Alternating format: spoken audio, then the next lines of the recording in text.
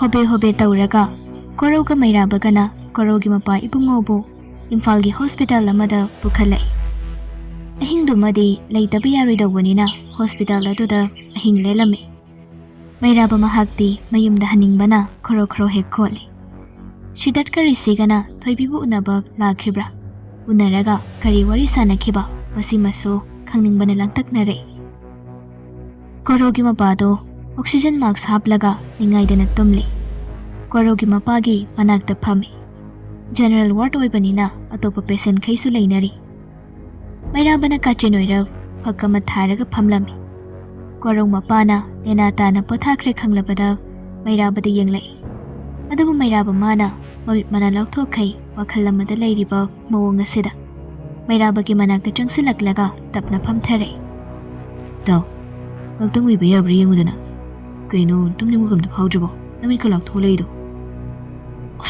tumbaga yadong mandreda hospital nina tumbabudi kaya nungar adu khakina temi adudi kaige ningthamgi ayingba hingsida nangbu hospital da purakpagi nungaitriba kaiduro hera nangso aduguma kemta leiteda baba se nang khaki baba nati aigi su baba mukni khalibani baba gi tamakta koi chen bada aina nungaitaba pendaba kemta leite piklingai asukloina loina raklaga adumaina hainina hairiba nangni nanga khrebungo wa ngangna Mairaba phamlambadagi hawgalai matawsida korau ingangakna kaino aini chamchamna haibagiro nang sawrabo sawbunate tumusu yade aduno panda koithogi dawni o adu oiragadi aiga punna thawsi babasana tana tumdakrabani hawgalarai ase hairaga korau su phamlambadagi hawgalaktuna Mairabaga loinana mapanda tapli thokminarai Thengjilakklabanina midi itak tai pharmacy khairi hangli adubu achat awokti kaya tawdre Mairaba madi korau tapli asam wari sanaduna chatli madubu matomda leibado hainaramde jalo adugide khoicheda aina phone tawkrabani ibaiga tawraga lambasu yaida o moiga puna leibu oragadi kasu kaideda khangdreda andaki matangda aiko kyam thina sai babana masa fatabagi phammaga leibadagi hendoktana aisu thabak ngairibani haiduna phammaga leibanina imana tekli kaitheldagi pusilakba sel kharasinadi imung pubangam silaktre aduna ai kainamdi tawrasirana khali nangdanati adugi matangda koksarise aisuni thabak haidokpa ngaibada awaba madi oirabani frida leire sarupudi check subra khongban kotpra ma tawrasirana khalini nangso sidar charaga siro mi sidar today khongban kotluragasu thoibini nuksido ekoigidi khongban kotli tabada kainabra khangbanate Mairabagi wata sida korau tingak Mairabado onkalaklaga kaino nangani ngase pikibalaigdo pawa hawrabo pawa hawbagi natro hero maminga sidarni heroine mamingna thoibini haiba aina loi khangise kamain tawge wari dubo Haju paugidi adum kabak interest lairi hena leirakhinida tabak amadada khoijingbaga phawrakloidoni makha haidana sumpadana bhonabada matamga hokibamda khangaudabani Mairaba khomde magi thokpa tumen asum chatna korona nganglibase adum tari ngasi khak wari do pabada mahak edik chuba hawre haibase korogi maphamda khanghaningde maramdi mana mamangda Korobu noknakhiba adugi ikaiba phawrami korona amu tapli wahang hangjile kawai mapa yorage wahang hanglakpasida Mairabasu tanja jare khanna pakhum pina wahang hangjilami thoibigi mapana sidar ko wari sanagi haibagi mamana barishina sidar po thoibigi una bachalamde matangdu yori adui makhani padri adu makha kamain tawge makhoi anina thoibibu na bulakibra Wahang sida korau momon noklaga manglomda yengna laki karigi laktani namdana puro haina wanamladabo karama mongda lakrino mateng amtang haironi wari padokso larik to inakta leitabanina pawa yarariba manunglomna changna ai adum lirage ase hairaga mamai leithoraktuna manunglomda changsin ꯀꯣꯔꯧꯅ ꯋꯥꯔꯤ ꯃꯈꯥ ꯂꯤꯕ ꯍꯧꯔꯛꯏ꯫ ꯍꯥꯏꯅꯈꯤꯕ ꯃꯇꯨꯡ ꯏꯟꯅ ꯔꯤꯁꯤꯅ ꯁꯤꯗꯥꯔꯊ ꯊꯣꯏꯕꯤ ꯈꯣꯏꯒꯤ ꯂꯩꯀꯥꯏꯗ ꯄꯨꯗꯨꯅ ꯂꯥꯛꯏ꯫ ꯃꯍꯧꯁꯥꯁꯨ ꯊꯣꯏꯕꯤ ꯑꯃꯗꯤ ꯁꯤꯗꯥꯔꯊꯅ ꯍꯦꯛ ꯍꯦꯛ ꯎꯅꯐꯝ ꯑꯣꯏꯔꯤꯕ ꯆꯥꯎꯕꯤꯒꯤ ꯄꯣꯠꯐꯝ ꯑꯗꯨꯗ ꯊꯨꯡꯂꯔꯦ꯫ ꯊꯣꯏꯕꯤ ꯃꯥꯅ ꯉꯥꯏꯗꯨꯅ ꯂꯩꯔꯝꯒꯦ ꯍꯥꯏꯅꯗꯤ ꯔꯤꯁꯤ ꯃꯉꯣꯟꯗ ꯍꯥꯏꯔꯝꯕꯅꯤ꯫ ꯑꯗꯨꯕꯨ ꯆꯥꯎꯕꯤꯒꯤ ꯄꯣꯠꯐꯝ ꯌꯧꯔꯛꯄꯗꯗꯤ ꯊꯣꯏꯕꯤ ꯎꯒꯦ ꯐꯪꯗꯦ꯫ ꯆꯥꯎꯕꯤꯒ ꯅꯨꯄꯤ ꯑꯃꯒ ꯐꯝꯃꯤꯟꯅꯔꯒ ꯋꯥꯔꯤ ꯁꯥꯗꯨꯅ ꯂꯩꯔꯝꯃꯤ꯫ ꯁꯤꯡꯖꯨ, ꯂꯩꯕꯥꯛ ꯍꯋꯥꯏ ꯍꯩꯉꯥꯟ, ꯀꯕꯣꯛ ꯈꯣꯏꯗꯨꯝ, ꯃꯪꯒ꯭ꯔꯥ ꯑꯁꯤꯅꯆꯤꯡꯕ ꯄꯣꯠꯂꯝꯁꯤꯡ ꯆꯥꯎꯕꯅ ꯌꯣꯜꯂꯤ꯫ ꯃꯇꯝ ꯑꯗꯨꯒꯤ ꯆꯠꯅꯕꯤꯅꯤ꯫ ꯅꯍꯥ ꯑꯍꯜ ꯈꯪꯅ ꯂꯩꯅꯩ ꯆꯥꯅꯩ꯫ ꯃꯌꯨꯝꯒꯤ ꯀꯣꯟꯊꯣꯡ ꯃꯌꯥꯗ ꯁꯪ ꯃꯆꯥ ꯑꯃ ꯁꯥꯔꯒ ꯐꯝꯕꯅꯤ꯫ ꯆꯥꯎꯕꯤꯗ ꯋꯥꯔꯤ ꯁꯥꯔꯝꯕꯗꯒꯤ ꯁꯤꯗꯥꯔꯊ ꯑꯃꯗꯤ ꯔꯤꯁꯤꯕꯨ ꯎꯕꯗ ꯏꯉꯛ ꯉꯛꯄ ꯃꯇꯧꯗ ꯋꯥ ꯉꯥꯡꯂꯛꯏ꯫ ꯍꯩꯃꯥ, ꯎꯗꯕ ꯀꯨꯏꯔꯦꯗ ꯊꯣꯏꯕ꯫ ꯏꯕꯨꯡꯉꯣ ꯔꯤꯁꯤꯅ ꯀꯔꯝ ꯀꯥꯟꯗ ꯊꯣꯛꯂꯛꯂꯤꯕ? ꯉꯔꯥꯡ ꯊꯣꯛꯂꯛꯄꯅꯤꯅꯦ꯫ ꯀꯃꯥꯏ ꯇꯧꯔꯤꯒꯦ? ꯑꯅꯥ ꯑꯌꯦꯛ ꯌꯥꯎꯗꯕ ꯅꯠꯇ꯭ꯔꯣ?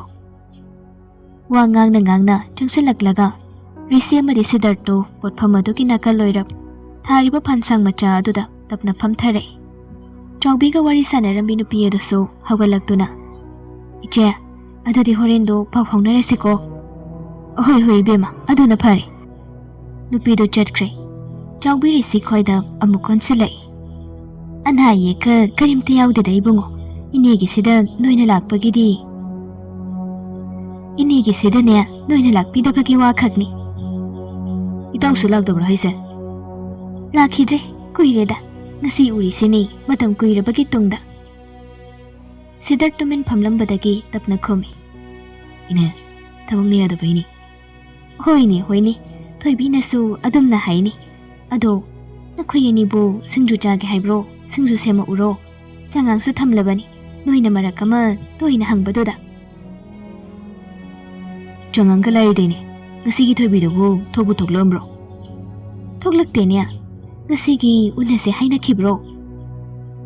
ꯃꯥꯅ ꯏꯅꯦꯒꯤꯗ ꯂꯩꯔꯝꯒꯦ ꯂꯥꯛꯑꯣꯅ ꯍꯥꯏꯔꯝꯕꯅꯤ꯫ ꯑꯗꯨꯒꯤꯅꯤ ꯏꯅꯦꯗ ꯑꯩꯈꯣꯏꯅ ꯍꯪꯉꯤꯁꯦ꯫ ꯊꯣꯛꯂꯛꯇꯦ꯫ ꯉꯔꯥꯡ ꯅꯍꯥꯟꯗꯒꯤ ꯊꯣꯏꯕꯤꯁꯨ ꯃꯁꯛ ꯃꯁꯥꯒꯅꯦ ꯎꯒꯦ ꯐꯪꯗꯦ꯫ ꯂꯥꯛꯄꯨ ꯂꯥꯛꯏꯅꯦꯍꯦ ꯍꯥꯏꯅꯔꯤꯉꯩꯁꯤꯗ꯫ ꯉꯔꯥꯡ ꯅꯍꯥꯟꯗꯒꯤ ꯃꯁꯛ ꯃꯁꯥꯒ ꯎꯒꯦ ꯐꯪꯗ꯭ꯔꯦ ꯍꯥꯏꯒꯦ ꯇꯧꯕꯅꯤ꯫ ꯑꯗꯨꯕꯨ ꯑꯋꯥꯡꯂꯣꯝꯗꯒꯤ ꯇꯞꯂꯤ ꯊꯣꯏꯕꯤꯅ ꯂꯥꯛꯄꯗꯨ ꯎꯔꯛꯂꯝꯃꯤ꯫ ꯊꯣꯏꯕꯤ ꯂꯥꯛꯂꯦ ꯍꯥꯏꯕꯁꯤꯗ ꯔꯤꯁꯤ ꯑꯃꯗꯤ ꯁꯤꯗꯥꯔꯊꯁꯨ ꯃꯇꯨꯡ ꯍꯥꯏꯐꯦꯠ ꯑꯣꯟꯊꯣꯛꯇꯨꯅ ꯌꯦꯡꯉꯤ꯫ ꯊꯣꯏꯕꯤ ꯇꯞꯂꯤ ꯂꯥꯛꯄꯅ ꯃꯈꯣꯏꯒꯤ ꯃꯅꯥꯛ ꯌꯧꯔꯛꯂꯦ꯫ ꯊꯣꯏꯕꯤ ꯆꯪꯁꯤꯜꯂꯛꯄꯗꯨ ꯎꯕꯗ ꯆꯥꯎꯕꯤ ꯊꯣꯏꯕꯤꯗ ꯑꯣꯟꯁꯤꯜꯂꯒ, ꯕꯦꯝꯃ, ꯅꯪꯅ ꯂꯥꯛꯑꯣ ꯍꯥꯏꯔꯝꯃꯦꯅꯅꯤꯅꯦ ꯃꯈꯣꯏꯅ ꯂꯥꯛꯂꯤꯁꯦ꯫ ꯊꯣꯏꯕꯤꯗꯨ ꯅꯣꯛꯐꯦꯠꯇꯃꯛ ꯇꯧꯏ, ꯄꯥꯎꯈꯨꯝ ꯑꯃꯗꯤ ꯄꯤꯔꯦ꯫ ꯁꯤꯗꯥꯔꯊꯇꯅ ꯃꯔꯧ ꯂꯩꯅ ꯑꯃꯨꯛꯇꯪ ꯌꯦꯡꯂꯝꯃꯤ, ꯑꯗꯨꯒ ꯄꯣꯠꯐꯝ ꯑꯗꯨꯗꯒꯤ ꯈꯔ ꯆꯠꯊꯣꯛꯂꯒ ꯂꯩꯈ꯭ꯔꯦ꯫ ꯃꯇꯧ ꯑꯁꯤꯗ ꯁꯤꯗꯥꯔꯊꯁꯨ ꯃꯁꯥꯅ ꯈꯪꯅ ꯐꯝꯂꯝꯕꯗꯒꯤ ꯍꯧꯒꯠꯂꯒ ꯊꯣꯏꯕꯤꯒꯤ ꯃꯅꯥꯛ ꯑꯣꯏꯔꯞ ꯆꯪꯁꯤꯟꯈꯤ꯫ ꯃꯇꯧ ꯑꯁꯤ ꯎꯔꯒ ꯆꯥꯎꯕꯤ ꯔꯤꯁꯤꯗ ꯑꯣꯟꯁꯤꯜꯂꯒ ꯋꯥꯍꯪ ꯇꯧꯔꯝꯃꯤ꯫ ꯁꯥꯎꯅꯔꯤꯕ꯭ꯔꯥꯅꯦ ꯃꯈꯣꯏ ꯑꯅꯤꯒꯤꯁꯤꯕꯣ? ꯁꯥꯎꯅꯗꯦꯗꯩꯅꯦ꯫ ꯄꯥꯈꯪ ꯂꯩꯁꯥ ꯀꯨꯏꯅ ꯑꯣꯏꯔꯛꯄꯒꯤ ꯑꯣꯏꯅꯔꯤꯕ ꯍꯥꯏꯗꯨꯅꯤ ꯃꯣꯏꯒꯤꯁꯦ꯫ ꯍꯥꯏꯁꯨ ꯍꯥꯏꯕꯅꯤ ꯏꯕꯨꯡꯉꯣ, ꯏꯃꯨꯡ ꯃꯅꯨꯡꯅ ꯌꯥꯕ ꯌꯥꯗꯕ ꯅꯨꯡꯁꯤꯅꯔꯤꯕ ꯃꯈꯣꯏ ꯑꯅꯤꯗꯤ ꯇꯪ ꯇꯥꯕ ꯐꯤꯔꯦꯞ ꯑꯃ ꯂꯧꯕ ꯌꯥꯔꯦ ꯍꯥꯏꯅ ꯈꯜꯂꯤꯗꯣ ꯀꯩꯗꯧꯅꯤ? ꯊꯤꯟꯊꯔꯒ ꯃꯇꯝ ꯃꯥꯡꯅꯕꯅꯤ꯫ ꯊꯣꯏꯕꯁꯨ ꯍꯣꯠꯅꯕ ꯀꯜꯂꯤ꯫ ꯅꯨꯡꯉꯥꯏꯕ ꯍꯥꯏꯕꯗꯨꯗꯤ ꯍꯣꯠꯅꯔꯕ ꯃꯇꯨꯡꯗ꯫ ꯅꯨꯡꯉꯥꯏꯕ ꯍꯥꯏꯕꯗꯨꯗꯤ ꯍꯣꯠꯅꯔꯤꯕꯗꯨꯒꯤ ꯃꯇꯨꯡ ꯏꯟꯅ ꯅꯣꯡꯃꯗꯤ ꯁꯣꯏꯗꯅ ꯅꯨꯡꯉꯥꯏꯔꯛꯀꯗꯧꯕ ꯂꯩꯔꯕꯅꯤꯅꯦ꯫ ꯅꯦ, ꯑꯩꯅꯁꯨ ꯑꯗꯨꯃꯛꯅꯤ ꯍꯥꯏꯔꯤꯁꯤ꯫ ꯑꯗꯨꯕꯨ ꯃꯣꯏꯕꯥꯅꯤꯅ ꯀꯔꯤ ꯈꯜꯂꯤꯕꯅꯣ ꯍꯥꯏꯕꯗꯤ ꯑꯩꯁꯨ ꯈꯪꯗ꯭ꯔꯦꯗ꯫ ꯁꯣꯝꯗ ꯁꯤꯗꯥꯔꯊ ꯊꯣꯏꯕꯤꯒꯤ ꯃꯅꯥꯛ ꯑꯣꯏꯔꯞ ꯇꯞꯂꯤ ꯆꯪꯁꯤꯜꯂꯛꯇꯨꯅ, ꯀꯩ ꯍꯥꯏꯗꯧ ꯂꯩꯒꯦ? ꯅꯪꯅ ꯑꯩ ꯂꯥꯛꯇꯕ ꯌꯥꯗꯦ ꯍꯥꯏꯅ ꯔꯤꯁꯤꯗ ꯄꯥꯎ ꯍꯥꯏꯔꯝꯃꯤꯁꯦ? ꯁꯤꯗꯥꯔꯊꯅ ꯈꯪꯁꯤꯟꯅꯗꯕ ꯁꯥꯔꯒ ꯋꯥꯍꯪ ꯇꯧꯕꯅꯤ꯫ ꯃꯄꯥꯒ ꯋꯥꯔꯤ ꯁꯥꯟꯅꯕꯒꯤ ꯀꯧꯕꯅꯤ ꯍꯥꯏꯕꯗꯨ ꯔꯤꯁꯤꯅ ꯇꯝꯕꯗꯒꯤ ꯈꯪꯂꯕꯅꯤ꯫ ꯊꯣꯏꯕꯤꯅꯁꯨ ꯈꯪꯗꯕ ꯅꯠꯇꯦ, ꯈꯪꯉꯤ꯫ ꯑꯗꯨꯕꯨ ꯅꯨꯄꯥꯁꯤꯅ ꯈꯪꯁꯤꯟꯅꯗꯅ ꯍꯪꯂꯛꯂꯕꯅꯤꯅ ꯃꯥꯒꯤ ꯊꯣꯛꯄ ꯑꯗꯨꯝ ꯈꯨꯝꯂꯛꯏ꯫ ꯌꯥꯝꯕꯨꯡꯕꯨ ꯕꯕꯥꯅ ꯑꯃꯨꯛꯇꯪ ꯋꯥꯔꯤ ꯁꯥꯟꯅꯒꯦ ꯍꯥꯏꯕꯒꯤ ꯀꯧꯕꯅꯤ꯫ ꯑꯩꯒꯗꯤ ꯀꯩ ꯋꯥꯔꯤ ꯁꯥꯟꯅꯗꯣꯏꯕ? ꯑꯩꯒꯤ ꯃꯪꯗ ꯎꯠꯆꯥꯏꯕ ꯑꯣꯏꯔꯝꯂꯦ꯫ ꯌꯥꯝꯕꯨꯡꯒꯤ ꯃꯐꯝ ꯆꯥꯕ ꯁꯤꯟꯐꯝ ꯑꯃ ꯁꯤꯟꯅꯕꯤꯒꯦ, ꯃꯗꯨꯒꯤ ꯃꯇꯥꯡꯗ ꯋꯥꯔꯤ ꯁꯥꯒꯦ ꯍꯥꯏꯅ ꯀꯧꯔꯛꯑꯣꯅ ꯍꯥꯏꯕꯅꯤ꯫ ꯃꯅꯨꯡꯗꯅ ꯕꯕꯥꯅ ꯌꯥꯝꯕꯨꯡꯕꯨ ꯀꯧꯔꯒ ꯑꯩꯒꯤ ꯋꯥꯈꯜ ꯊꯥꯗꯣꯛꯅꯕ ꯍꯥꯏꯒꯦ ꯈꯟꯕ ꯑꯣꯏꯔꯝꯂꯦ꯫ ꯊꯣꯏꯕꯤꯒꯤ ꯋꯥꯁꯤ ꯇꯥꯔꯒ ꯁꯤꯗꯥꯔꯊ ꯅꯣꯛꯅꯤꯡꯗꯅ ꯅꯣꯛꯏ꯫ Wadi ngang de. Matang sida thoibi ingangakna. Tanja chadana yaki gat piridabu karambu wakaldano. Aina somda khairang khoi saunari ni sida. Andak mukti nupa masu tapne ingna wa makhatare. Kaigino nangnari amada sauridubo. Aina hena haidrani no. Aina hana haidro. Kaisuk laitaba igumba misakti nangi mung manungna tarai apamba phaurai haidana. Makoina apamba phaudraga kaigino aigi thamoi bu sanaribadi aibu laknabiribadi. Machawai binangbu aigi khutagi kaningbagini dudi. Yamung mumi hatbro. Yamungi khutagi aibu kaningbagini hairise. Nairaba misakni. Jara nama charaga nama tokpa. Nangina ning thongan bangamle. Udu khanbagi pakhacharini. Mama mapana machaningol haibasidi. Nangaiba mafamda dali haningbani. Fazaba pijol selabaso. Hauba phana charagaso.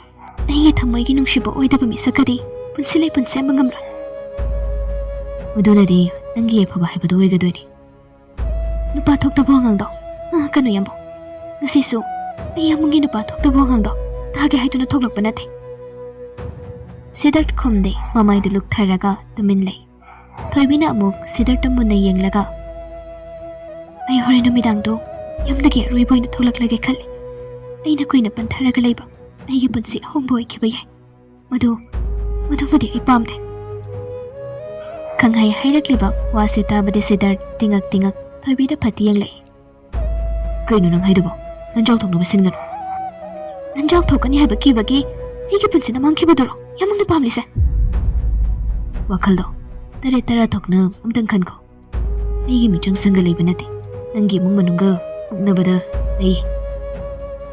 Hairiba wasina mapung phadringai thoibina marak phathatlaga. Ai adoda kemta khangde. Hore numidang pung 10 phawagi manungda laklaga aibu lauradragadi. Hayingi numita aigi asiba hakchangdo maduina uba phangani. Wahai kharasi hairamlaga thoibi mamaidu fet leiraga probab chatkhi. Siddharth na wa ama makha tarakpasu ngairamde. Siddharth thoibina chatkibasi tingak tauna yenglaga leihori. Dada Korona wari lina hospital manung changlakhibani. Nakaldagi thoigi khonjelda dada hairakpaduda liramliba waridu marak thatpa haibadu oikre.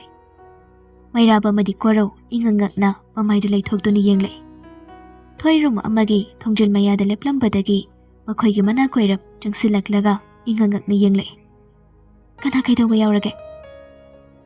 Korau amadi mairabasu thoina hospital da leirambasi ubada ingangai. Mairabana Korau khoigi babado asangamdena pukhalakpani. Nangna sida kaidormiba. Babang amuk puduna lakpani. Sorhan banungaitena haibagi. Da Korau ki babana kaihoini ngamdrino. Nai babunga kesai pitmung wana riponida. Kana lake. Aiga akhoi laikai ki ibung amaga lakpani. Ibungdu babung basang bagi lehauri. Aina sumthoklakpada dada ubasida kaurakpani. Kayam koina laidoino. Nasi kakinida. Hayeng ayukto Dr. Rong lakpaga adum haladawani. Ani sigi wari sida Korau tumin lairambadagi marak phathali. Tao, nabani wari sumsana ugogo. Ibabagi manakta ndachangkhigi. Oi. Korau wa makha taramde mapana lairiba ward adomda prap makhong thangkhre. Thoi mairabada amukonsilaga tapna. Dadabu chaka charaba. Charaga lakpani. Tumbagina toromabanida. Korau nu phone tawsilaga hospital laisini.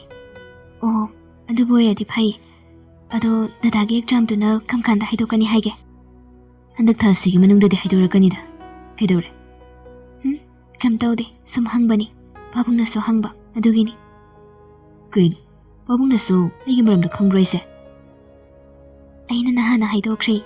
Hayeng tungda khangnaba so khangnaba chamane haina haidokhibani. Babungna saudro. Nangaiga thaksuyam kene. Sana konungi laitom satpi leirangni nangde. Aduga idi pathi komthi marakta hingba misakni. Aigi babungi maphamda adugumba khenaba mata leide.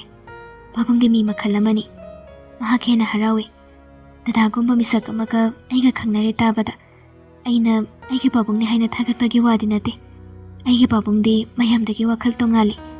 Asi phawbada ꯑꯩꯅ ꯈꯪꯂꯛꯄꯗ ꯄꯥꯕꯨꯡꯁꯦ ꯊꯃꯣꯏ ꯁꯦꯡꯅ ꯅꯨꯡꯁꯤꯖꯕ ꯀꯅꯥꯒꯨꯝꯕ ꯑꯃꯕꯨ ꯌꯥꯝ ꯂꯨꯝꯅ ꯈꯜꯂꯤ. ꯃꯈꯣꯏꯅ ꯅꯨꯡꯁꯤ ꯄꯟꯊꯨꯡ ꯌꯧꯅꯕ ꯋꯥꯅ ꯍꯣꯠꯅꯕ ꯃꯇꯥꯡꯁꯨ ꯌꯥꯎꯈꯤꯗꯕ ꯅꯠꯇꯦ. ꯊꯣꯏꯅ ꯍꯥꯏꯔꯛꯂꯤꯕ ꯋꯥꯁꯤ ꯃꯩꯔꯥꯕ ꯃꯨꯟꯅ ꯁꯨꯝ ꯇꯥꯔꯤ. ꯋꯥ ꯑꯃꯠꯇ ꯃꯔꯛ ꯊꯠꯂꯛꯇꯦ. ꯊꯣꯏꯅ ꯑꯃꯨꯛꯁꯨ ꯑꯁꯨꯝꯅ ꯃꯈꯥ ꯇꯥꯏ. ꯑꯍꯥꯟꯕꯗꯗꯤꯅꯦ ꯗꯗꯥꯒꯤ ꯃꯔꯝꯗ ꯌꯥꯝ ꯀꯨꯞꯊꯅ ꯍꯪꯉꯤ. ꯀꯔꯝꯕ ꯃꯤꯁꯛꯅꯣ, ꯀꯔꯝꯅ ꯈꯪꯅꯕ, ꯀꯔꯤ ꯍꯣꯠꯅꯔꯤ, ꯑꯗꯨꯒ ꯂꯣꯏꯅꯕꯗꯅ ꯀꯃꯥꯏ ꯇꯧꯏ, ꯑꯩꯕꯨ ꯂꯨꯅ ꯈꯟꯕ꯭ꯔꯥ ꯁꯤꯅꯆꯤꯡꯕ ꯋꯥꯍꯪ ꯀꯌꯥ ꯑꯃ ꯍꯪꯉꯤ. ꯅꯪꯗꯤ ꯀꯔꯤꯅ ꯈꯨꯝꯃꯤꯕ? ꯑꯣ ꯄꯥꯕꯨꯡ, ꯑꯇꯩ ꯀꯅꯥꯝꯇ ꯅꯠꯇꯤꯌꯦ. ꯑꯩꯈꯣꯏ ꯂꯩꯀꯥꯏꯒꯤ ꯏꯅꯦ ꯇꯝꯐꯥꯈꯣꯏꯒꯤ ꯚꯔꯥꯗ ꯂꯩꯕ ꯃꯤꯁꯛꯇꯨꯅꯤ. ꯁ꯭ꯀꯨꯜ ꯆꯠꯄꯗ ꯂꯥꯏꯌꯣꯛꯅꯕꯗꯧꯅ ꯅꯨꯡꯇꯤꯒꯤ ꯑꯣꯛꯅꯕꯗꯒꯤ ꯅꯆꯥꯅ ꯂꯝꯍꯦꯟꯕꯤ ꯑꯣꯏꯕꯅꯤꯅ ꯅꯝꯗꯅ ꯅꯝꯕꯔ ꯂꯧꯔꯒ ꯈꯪꯅ ꯊꯣꯛꯄꯅꯤ ꯍꯥꯏꯅ ꯈꯨꯝꯃꯤꯗꯅ. ꯑꯦꯛꯇꯤꯡꯒ ꯂꯣꯏꯅꯅ ꯊꯣꯏꯅ ꯍꯥꯏꯔꯛꯄꯅꯤ. ꯃꯇꯧꯁꯤꯗ ꯃꯩꯔꯥꯕ ꯃꯣꯃꯣꯟ ꯅꯣꯛꯇꯨꯅ, ꯄꯥꯕꯨꯡꯗꯤ ꯀꯔꯤ ꯍꯥꯏ ꯅꯪꯅ ꯑꯗꯨꯃꯥꯏꯅ ꯈꯨꯝꯕꯗꯨꯗꯗꯤ? ꯃꯇꯝ ꯀꯨꯏꯔꯕꯒꯤ ꯇꯨꯡꯗ ꯅꯣꯛꯂꯒ, ꯑꯩꯒꯤ ꯏꯆꯥꯁꯤ ꯃꯃꯥ ꯆꯞ ꯆꯥꯅ ꯂꯧꯔꯦꯗꯅ ꯍꯥꯏꯔꯛꯏ. ꯑꯩꯈꯣꯏ ꯃꯃꯥꯁꯨ ꯑꯩꯗꯧꯅ ꯃꯉꯥꯎ ꯊꯤꯕ ꯃꯥꯜꯂꯤ. ꯂꯞ ꯁ꯭ꯇꯣꯔꯤꯒ ꯃꯇꯦꯛ ꯑꯃ ꯂꯤꯔꯛꯇ꯭ꯔꯣ ꯄꯥꯕꯨꯡꯅ? ꯑꯩꯅ ꯐꯅꯌꯥꯝ ꯍꯪꯕꯅꯤ, ꯑꯗꯨꯕꯨ ꯂꯤꯗꯦ ꯄꯥꯕꯨꯡꯗꯤ. ꯄꯥꯕꯨꯡꯒꯤ ꯃꯅꯦꯁꯤꯗꯣ ꯑꯗꯨꯅꯗꯤ ꯀꯕꯛ ꯂꯤꯕꯤꯕꯗꯒꯤ ꯈꯔꯗꯤ ꯈꯪꯉꯤ. ꯑꯩꯈꯣꯏ ꯄꯥꯕꯨꯡꯁꯨ ꯌꯥꯝ ꯂꯥꯏꯔꯅ ꯍꯧꯔꯛꯄ ꯃꯤꯁꯛꯅꯤ ꯍꯥꯏ. ꯃꯃꯥꯕꯨꯗꯤ ꯑꯗꯨꯝ ꯅꯨꯡꯉꯥꯏꯕ. ꯃꯇꯝꯗꯨꯒꯤ ꯑꯍꯜ ꯂꯃꯟꯁꯤꯡꯗꯤ ꯔꯤꯂꯦꯁꯟꯁꯤꯞ ꯑꯃ ꯁꯦꯝꯅꯕ ꯍꯣꯠꯅꯕꯗ ꯁ꯭ꯇꯦꯇꯁ ꯌꯥꯝ ꯌꯦꯡꯉꯦꯅ ꯍꯥꯏꯌꯦ. ꯑꯗꯨꯅ ꯄꯥꯕꯨꯡꯁꯦ ꯃꯃꯥꯒꯤ ꯏꯃꯨꯡ ꯃꯅꯨꯡꯅ ꯁꯨꯡꯌꯥ ꯌꯥꯈꯤꯗꯦꯅ ꯍꯥꯏ. ꯃꯃꯥꯅ ꯅꯝꯗꯅ ꯆꯦꯜꯂꯛꯈꯤꯕ ꯑꯣꯏꯔ ꯃꯥꯜꯂꯦ. ꯊꯣꯏꯅ ꯏꯆꯝ ꯆꯝꯅ ꯂꯤꯔꯛꯂꯤꯕ ꯋꯥꯔꯤ ꯃꯇꯦꯛ ꯑꯁꯤꯒ ꯃꯥꯅ ꯉꯁꯤꯒꯤ ꯄꯥꯔꯤꯕ ꯋꯥꯔꯤꯗꯨꯒ ꯍꯧꯖꯤꯛ ꯉꯥꯏꯍꯥꯛꯀꯤ ꯃꯃꯥꯡꯗ ꯂꯤꯔꯝꯂꯤꯕ ꯀꯣꯔꯧꯒꯤ ꯋꯥꯔꯤꯗꯨꯒ ꯀꯗꯥꯏꯗꯅꯣ ꯃꯄꯥ ꯑꯃꯗ ꯏꯆꯨ ꯆꯨꯁꯤꯟꯅꯕꯒꯨꯝ ꯅꯛꯁꯤꯟꯅꯕꯒꯨꯝ ꯇꯧꯔꯕꯗ ꯃꯩꯔꯥꯕ ꯇꯍꯥ ꯍꯪꯉꯤ. ꯀꯩꯃꯤꯡ ꯀꯧꯒꯦ ꯅꯣꯏ ꯕꯕꯥꯒꯤ ꯃꯤꯡꯁꯦ ꯑꯁꯦꯡꯕꯗ? ꯑꯗꯨꯒ ꯃꯃꯥꯅ ꯀꯩ ꯀꯧꯒꯦ? ꯕꯕꯥꯒꯤꯗꯤ ꯍꯥꯟꯅ ꯍꯥꯏꯈ꯭ꯔꯦ, ꯊꯣꯏꯕ ꯍꯥꯏꯅ. ꯊꯣꯏꯕꯗꯣ ꯑꯁꯦꯡꯕ ꯃꯤꯡꯂꯣ? ꯋꯥꯍꯪꯁꯤꯗ ꯊꯣꯏꯗ ꯅꯣꯛꯂꯒ ꯄꯥꯎꯈꯨꯝ ꯑꯃ ꯄꯤꯒꯦ ꯇꯧꯕꯅꯤ. ꯑꯗꯨꯕꯨ ꯇꯟꯖꯥ ꯆꯥꯗ ꯊꯣꯏꯅ ꯊꯣꯛꯂꯛꯈꯤꯕ ꯔꯨꯝ ꯑꯗꯨꯒꯤ ꯊꯣꯡꯖꯦꯜꯗꯒꯤ ꯅꯨꯄꯥ ꯑꯃꯅ, ꯊꯣꯏ, ꯀꯀꯥꯁꯤ ꯃꯤꯀꯞ ꯊꯣꯛꯂꯛꯏ, ꯅꯪ ꯑꯝꯇ ꯂꯥꯎꯍꯦ. ꯊꯣꯏ ꯃꯩꯔꯥꯕꯒꯤ ꯄꯥꯎꯈꯨꯝ ꯄꯤꯗ ꯃꯃꯥꯏꯗ ꯐꯠ ꯂꯩꯊꯣꯛꯂꯒ, ꯑꯍꯣꯏꯗ ꯂꯥꯛꯑꯒꯦ ꯑꯁꯤ ꯍꯥꯏꯔꯒ ꯃꯩꯔꯥꯕꯗꯣ ꯑꯣꯟꯁꯤꯜꯂꯛꯂꯒ ꯏꯐꯤꯡ, ꯗꯗꯥ ꯀꯣꯟꯅ ꯑꯃꯨꯛ ꯊꯦꯡꯅꯔꯁꯤꯀꯣ, ꯑꯩ ꯆꯪꯉꯒꯦ. ꯃꯩꯔꯥꯕ ꯋꯥ ꯃꯈꯥ ꯇꯥꯕ ꯅꯪꯈꯤꯗ꯭ꯔꯦ. ꯊꯣꯏꯅ ꯃꯃꯥꯏ ꯂꯩꯔꯒ ꯔꯨꯝ ꯑꯗꯨꯗ ꯆꯪꯁꯤꯜꯂꯛꯈꯤꯕꯅ ꯍꯥꯟꯈ꯭ꯔꯦ. ꯃꯩꯔꯥꯕ ꯃꯥꯗꯤ ꯈꯪꯅꯤꯡꯕꯅ ꯍꯦꯜꯍꯧꯔꯤ. ꯑꯍꯤꯡꯗꯨꯃ ꯃꯩꯔꯥꯕ ꯍꯣꯁꯄꯤꯇꯥꯜꯒ ꯑꯣꯏꯕꯒ ꯋꯥꯔꯤ ꯃꯈꯥꯅꯒ ꯃꯔꯣꯜ ꯑꯃ ꯈꯪꯅꯤꯡꯕꯒꯤ ꯏꯈꯧ ꯂꯥꯡꯕꯅꯤ. ꯃꯤꯀꯨꯞ ꯑꯃ ꯇꯨꯝꯊꯕ ꯉꯝꯂꯝꯗꯦ. ꯅꯣꯡ ꯉꯥꯜꯂꯤ ꯇꯧꯔꯛꯄꯗꯨꯗ ꯃꯩꯔꯥꯕ ꯇꯨꯝꯅꯤꯡꯕ ꯐꯥꯎꯔꯛꯏ. ꯑꯗꯨꯕꯨ ꯇꯨꯝꯁꯤꯟꯗ꯭ꯔꯦ. ꯃꯃꯥꯏ ꯃꯃꯤꯠ ꯇꯥꯊꯣꯛꯂꯒ ꯆꯥ ꯂꯧꯕ ꯊꯣꯛꯂꯛꯂꯝꯃꯤ. ꯍꯣꯁꯄꯤꯇꯥꯜꯒꯤ ꯅꯥꯀꯜ ꯑꯣꯏꯔꯞ ꯍꯣꯇꯦꯜꯅ ꯄꯔꯦꯡ ꯁꯥꯅ ꯂꯩꯔꯤꯕꯗꯨꯒꯤ ꯃꯅꯥꯛ ꯑꯣꯏꯔꯞ ꯆꯪꯁꯤꯜꯂꯒ ꯃꯩꯔꯥꯕ ꯃꯥꯅ ꯆꯥ ꯂꯧꯔꯤ. ꯃꯇꯥꯡ ꯑꯗꯨꯗ ꯅꯥꯀꯜꯗꯒꯤ ꯑꯍꯜ ꯑꯃꯒꯤ ꯈꯣꯟꯖꯦꯜꯗ, ꯏꯕꯨꯡꯉꯣ, ꯁꯦꯜ ꯀ ꯌꯥꯎꯕ꯭ꯔꯣ ꯅꯪꯕꯣ? ꯂꯨꯄꯥ 10 ꯈꯤꯇꯪ ꯄꯤꯌꯨꯕ. ꯃꯩꯔꯥꯕ ꯀꯅꯥꯅꯣ ꯈꯜꯂꯒ ꯃꯃꯥꯏꯗꯨ ꯂꯩꯊꯣꯔꯛꯄꯅꯤ. ꯌꯥꯝꯅ ꯁꯣꯜꯂꯕ, ꯆꯍꯤ 60 ꯈꯔ ꯍꯦꯜꯂꯕ, ꯃꯃꯤꯠ ꯃꯅꯥ ꯏꯇꯩ, ꯐꯤꯖꯦꯠ ꯐꯤꯒꯥꯏ ꯁꯦꯠꯂꯒ ꯃꯀꯣꯏ ꯃꯁꯝ ꯃꯊꯣꯡ ꯈꯪꯗꯕ ꯑꯍꯜ ꯑꯃ ꯑꯣꯏꯔꯝꯃꯤ. ꯃꯁꯤ ꯎꯕꯗ ꯃꯩꯔꯥꯕ ꯇꯞꯅ, ꯏꯙꯧꯕꯨ ꯆꯥ ꯊꯛꯀꯦ ꯍꯥꯏꯔꯣ? ꯊꯛꯂꯣꯏ. ꯑꯩꯒꯤ ꯏꯆꯥ ꯊꯣꯏꯕꯤꯒꯤ ꯑꯆꯥꯄꯣꯠ ꯂꯩꯗꯧꯔꯤꯅꯤ. ꯏꯆꯥ ꯊꯣꯏꯕꯤꯗꯣ ꯅꯤꯡꯉꯥꯏ ꯇꯧꯍꯧꯔꯦꯅꯦ. ꯑꯩꯉꯣꯟꯗ ꯁꯦꯜꯁꯨ ꯑꯃꯠꯇ ꯌꯥꯎꯗꯦ. ꯏꯕꯨꯡꯉꯣꯗꯒꯤ ꯂꯨꯄꯥ 10 ꯄꯤꯌꯨꯕ. ꯉꯥꯡꯂꯤꯕ ꯋꯥꯉꯥꯡ ꯑꯃꯗꯤ ꯁꯦꯠꯂꯤꯕ ꯐꯤꯖꯦꯠ ꯑꯁꯤꯅ ꯃꯔꯝ ꯑꯣꯏꯔꯒ ꯅꯨꯄꯥ ꯑꯁꯤ ꯑꯉꯥꯎꯕꯁꯨ ꯃꯥꯜꯂꯤ. ꯃꯁꯤꯃꯛꯅ ꯍꯥꯏꯔꯤꯕ ꯋꯥꯍꯩꯁꯤꯡ ꯑꯁꯤꯗ ꯃꯩꯔꯥꯕ ꯂꯨꯅ ꯈꯟꯗꯦ. ꯄꯣꯀꯦꯠꯇꯒꯤ ꯃꯅꯤꯕꯦꯛ ꯂꯧꯊꯣꯔꯛꯂꯒ ꯂꯨꯄꯥ 50 ꯆꯞꯄꯤ ꯑꯃ ꯑꯍꯜꯗꯨꯗ ꯄꯤꯔꯝꯃꯤ. ꯑꯍꯜꯗꯨ ꯄꯤꯔꯤꯕ ꯁꯦꯜ ꯑꯗꯨ ꯍꯔꯥꯎꯅ ꯂꯧꯏ. ꯑꯗꯨꯒ ꯃꯁꯥ ꯃꯇꯣꯝꯇ ꯑꯁꯨꯝꯅ ꯑꯃꯨꯛ ꯍꯥꯏꯖꯩ, ꯏꯁ, ꯑꯩꯗꯤ ꯑꯣꯟꯊꯣꯛꯅ ꯅꯨꯡꯉꯥꯏꯖꯔꯦꯗ. ꯉꯁꯤꯗꯤ ꯏꯆꯥ ꯊꯣꯏꯕꯤꯒꯤ ꯂꯩꯕꯥꯛ ꯍꯋꯥꯏ ꯍꯩꯉꯥꯟꯁꯨ ꯂꯩꯕꯤꯔꯅꯤ, ꯁꯤꯡꯖꯨ ꯕꯣꯔꯥꯁꯨ ꯑꯩꯅ ꯂꯩꯕꯤꯔꯅꯤꯗꯣ. ꯍꯥꯏꯅ ꯑꯍꯜꯗꯨ ꯅꯣꯛꯃꯤ ꯇꯧꯔꯒ ꯃꯃꯥꯏ ꯂꯩꯔꯒ ꯁꯦꯀꯧ ꯇꯧꯗꯨꯅ ꯆꯠꯈ꯭ꯔꯦ. ꯃꯩꯔꯥꯕ ꯇꯤꯡꯉꯛ ꯇꯧꯅ ꯑꯍꯜ ꯑꯁꯤꯗ ꯌꯦꯡꯍꯧꯔꯤ. ꯃꯇꯥꯡ ꯑꯗꯨꯗ ꯑꯍꯜ ꯐꯝꯂꯤꯕꯤ ꯅꯨꯄꯤ ꯑꯗꯨꯅ, ꯏꯕꯨꯡꯉꯣꯒꯤ ꯆꯥ 3 ꯍꯥꯏꯕꯗꯣ ꯁꯤꯗ ꯂꯩꯔꯦ, ꯇꯣꯁꯨ ꯌꯥꯎꯔꯕꯅꯤꯀꯣ. ꯍꯥꯏꯔꯛꯂꯤꯕ ꯋꯥꯗꯨꯗ ꯃꯃꯥꯏ ꯂꯩꯁꯤꯜꯂꯛꯂꯒ ꯄꯤꯔꯛꯂꯤꯕ ꯄꯣꯠꯇꯨ ꯃꯩꯔꯥꯕ ꯂꯧꯏ. ꯍꯣꯇꯦꯜ ꯐꯝꯕꯤꯗꯨ ꯆꯠꯈ꯭ꯔꯤꯕ ꯑꯍꯜ ꯑꯗꯨꯗ ꯌꯦꯡꯅ ꯑꯁꯨꯝꯅ ꯍꯥꯏꯔꯛꯏ, ꯁꯦꯜ ꯂꯧꯈ꯭ꯔꯕꯅꯤꯅ ꯀꯗꯥꯏꯗꯒꯤꯅꯣ ꯑꯉꯥꯡ ꯃꯌꯥꯝ ꯑꯃ ꯈꯣꯝꯖꯤꯜꯂꯒ ꯑꯆꯥꯄꯣꯠ ꯂꯩꯔꯒ ꯌꯦꯜꯂꯨꯗ ꯑꯣꯏꯔꯝꯅꯤ. ꯑꯃꯨꯛ ꯆꯠꯈ꯭ꯔꯤꯌꯦꯁꯦ. ꯍꯥꯏꯔꯛꯂꯤꯕ ꯋꯥꯁꯤꯗ ꯃꯩꯔꯥꯕ ꯃꯅꯤ ꯕꯦꯒꯇꯒꯤ ꯁꯦꯜꯗꯨ ꯂꯧꯊꯣꯛꯇꯨꯅ ꯄꯤꯔꯒ ꯀꯅꯥꯕꯨꯅꯣ ꯏꯅꯦ? ꯏꯕꯨꯡꯉꯣꯅ ꯍꯧꯖꯤꯛꯇ ꯁꯦꯜ ꯄꯤꯈꯤꯕ ꯑꯍꯜꯗꯨꯕꯨꯅꯤꯗ. ꯃꯤ ꯈꯨꯗꯤꯡꯗꯒꯤ ꯁꯦꯜ ꯅꯤꯔꯒꯅꯦ ꯑꯉꯥꯡ ꯃꯌꯥꯝ ꯑꯃ ꯈꯣꯝꯖꯤꯜꯂꯒ ꯂꯣꯏꯅ ꯌꯦꯟꯊꯣꯛꯂꯤꯕꯅꯤ. ꯅꯨꯄꯤ ꯃꯆꯥꯅꯁꯨ ꯈꯔ ꯍꯦꯟꯅ ꯂꯨꯅ ꯇꯧꯕꯒꯨꯝ ꯇꯧꯏ. ꯏꯆꯥꯊꯣꯏꯕꯤ ꯏꯆꯥꯊꯣꯏꯕꯤ ꯍꯥꯏꯗꯅ. ꯍꯣꯇꯦꯜꯗꯨ ꯅꯨꯄꯤ ꯑꯅꯤꯅ ꯄꯥꯟꯅꯔꯒ ꯐꯝꯕꯅꯤ. ꯑꯃꯅ ꯕꯣꯏꯒꯤ ꯃꯑꯣꯡꯗ ꯀꯁꯇꯃꯔ ꯄꯥꯟꯅꯔꯒ ꯂꯩꯕꯅꯤ. ꯑꯃꯅ ꯊꯣꯡꯕ ꯊꯥꯛꯄꯒꯤ ꯇꯧꯔꯒ ꯂꯩꯕꯅꯤ. ꯅꯨꯄꯤ ꯑꯃꯁꯤꯒꯤ ꯋꯥ ꯇꯥꯔꯒ ꯉꯁꯥꯏꯗꯒꯤ ꯋꯥꯔꯤ ꯇꯥꯔꯝꯕꯤ ꯅꯨꯄꯤ ꯑꯃꯗꯨꯅ ꯑꯃꯨꯛ ꯑꯁꯨꯝꯅ ꯋꯥ ꯃꯇꯦꯡ ꯄꯥꯡꯁꯤꯜꯂꯛꯏ. ꯃꯗꯨꯁꯨ ꯃꯆꯥꯁꯨ ꯁꯤꯈ꯭ꯔꯦ ꯀꯅꯥꯝ ꯂꯩꯇꯦ ꯍꯥꯏꯅꯦ. ꯌꯥꯝꯅ ꯃꯃꯤꯡ ꯂꯩꯕ ꯃꯤꯁꯛꯅꯦꯁꯨ ꯍꯥꯏꯅꯩ. ꯍꯩꯃꯥ, ꯀꯥꯏꯋꯥꯏꯗꯒꯤꯅꯣ ꯏꯆꯦꯕꯨ ꯈꯪꯂꯥꯛꯄ꯭ꯔꯣ? ꯅꯍꯥꯟꯋꯥꯏ ꯃꯤ ꯈꯔꯅ ꯍꯥꯏꯅꯕꯗ ꯃꯣꯏꯔꯥꯡ ꯑꯁꯣꯝꯗꯒꯤꯅꯤ ꯍꯥꯏꯅꯩ. ꯆꯞ ꯆꯥꯕꯗꯤ ꯑꯩꯁꯨ ꯈꯪꯗꯦꯕꯣ. ꯍꯩꯃꯥ, ꯃꯔꯤ ꯃꯇꯥ ꯑꯃꯠꯇ ꯂꯩꯇ꯭ꯔꯕ ꯖꯥꯠꯂꯥ? ꯂꯩꯔꯒꯕꯨ ꯁꯨꯃꯥꯏꯅ ꯂꯩꯒꯗ꯭ꯔꯅꯦ? ꯀꯥꯟꯅꯗꯦꯁꯦ. ꯇꯟꯁꯦ ꯑꯃꯨꯛꯇꯪ ꯑꯣꯜꯂꯨ ꯂꯥꯎ. ꯃꯤꯒꯤ ꯋꯥꯔꯤ ꯁꯥꯔꯒ ꯀꯔꯤꯕꯨ ꯀꯥꯟꯅꯅꯤꯒꯦ? ꯍꯣꯇꯦꯜꯗꯨꯗ ꯉꯥꯡꯅꯍꯧꯕꯗꯣ ꯃꯩꯔꯥꯕ ꯁꯨꯝ ꯇꯥꯔꯒ ꯂꯥꯛꯏ. ꯀꯅꯥꯅꯣ ꯀꯔꯤꯅꯣ ꯃꯍꯥꯛ ꯈꯪꯖꯗꯦ. ꯑꯗꯨꯕꯨ ꯆꯠꯈ꯭ꯔꯤꯕ ꯑꯍꯜ ꯑꯁꯤꯒꯤ ꯃꯥꯏꯀꯩꯗꯗꯤ ꯃꯍꯥꯛ ꯍꯟꯅ ꯍꯟꯅ ꯌꯦꯡꯂꯒ ꯍꯣꯁꯄꯤꯇꯥꯜ ꯃꯅꯨꯡ ꯆꯪꯁꯤꯜꯂꯛꯏ.